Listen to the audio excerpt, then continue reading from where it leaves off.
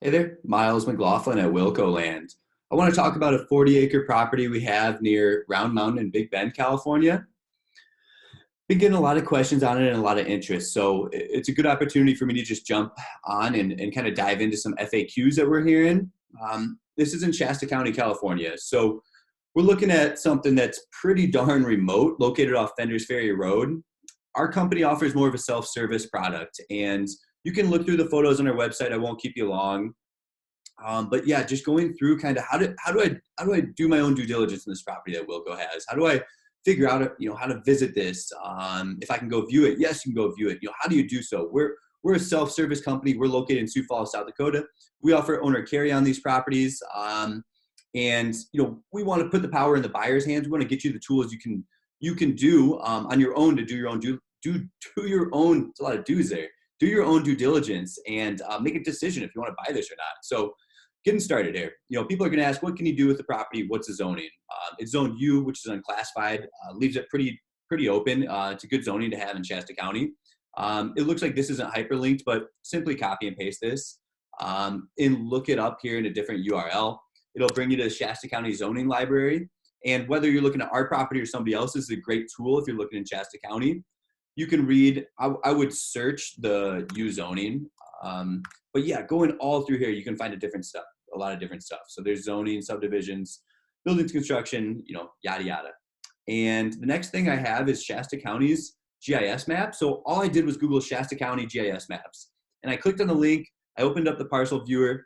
You have to type in, sometimes these APNs or parcel ID numbers, this is how you identify the property, are kind of finicky in these GIS systems. So you have to type this one in without the dashes, and it brings you to the property here. So you can go to the assessor's page.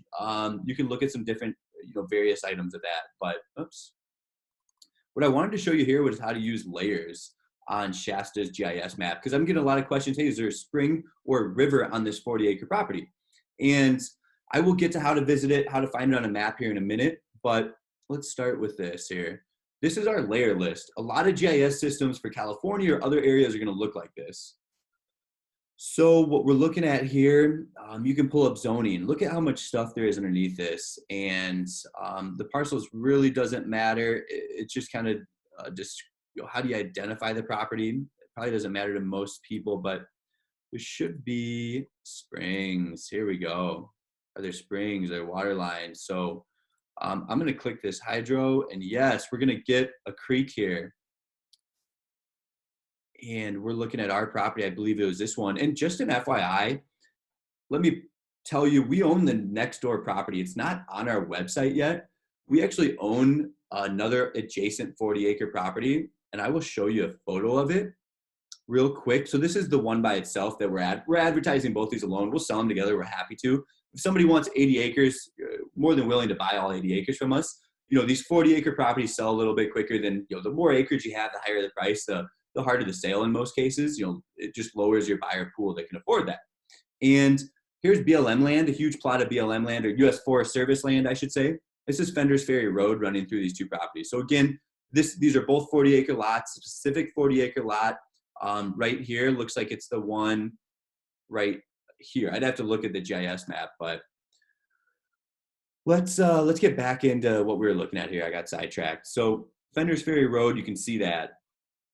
And water areas, is there anything we're missing? It goes through the keys here, and this is going to be helpful in your research. And I'm not an expert at reading all these maps. I'm getting better at it as I work in the industry, but it's something that I encourage everybody to play around with. And again, these are all the layers I'm showing you for Shasta County's GIS system. I'll probably post this video as an educational video as well on this. I know it's property specific, but for those looking in Shasta County, this is a great tool at your disposal for properties in Shasta County. And you can click around, who's my next door landowner? You can look them up on a different assessor's page, and you can search their parcel ID. You can find their parcel ID and search it, figure out who the owner is. Maybe you want to make offers on all the properties around you. You can mail them a letter. So these are all different things and tools you can use. It looks like that creek, this Podin Creek, and it's kind of hard to see. I know I'm probably look funny looking in here, but look at that creek rolls around through Fenders Ferry Road, and maybe there's seasonal runoff. I believe this is one of our properties here. 140, that sounds correct. 120, we could be one more over.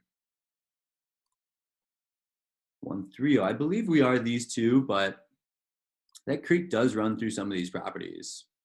And you might get seasonal runoff from them, but that's where we're at right now with this. I just wanted to show you how you can find that. Our photographers, give you a depiction of the area we're selling. Maybe they were driving down Fender's Ferry Road, they snapped the creek. They're not an expert. A lot of times these are hard to see where the boundaries are unless you get a survey or find the stakes out there. So the last thing I want to do is just touch on, how the heck do we get to something like this? So we are these last two properties, as you can see in this map. So we're this one and we're this one. So that creek might just run a little over. Maybe this is slightly shifted. I recommend getting on the property and checking out yourself. So last thing I want to do is, again, show you how to access it, how to use GPS coordinates. I have a blog on our blog page and more educational material, as well as FAQs for some generic questions that we get. So all I'm using is GPS coordinates. I am going to open those up on a map and show you where this property is located as well. You can also hop on satellite images and you can download. So this photo that I'm showing you up here is from Google Earth, actually. And we have the photos of each property highlighted. If you have Google Earth Pro on your computer, you can download this link and you can look for natural features in the landscape and say, okay, Fender's Ferry Road kind of cuts through the eastern edge of the property. So there's a ruler on Google Earth you can use and actually measure, how far is that as a crow flies, right? So you can walk across that whole property, ATV across the whole property, and hopefully get to this edge. This is all national forest here. Maybe this is an identifying feature in this road, and you can say, oh, okay, we're on national forest now.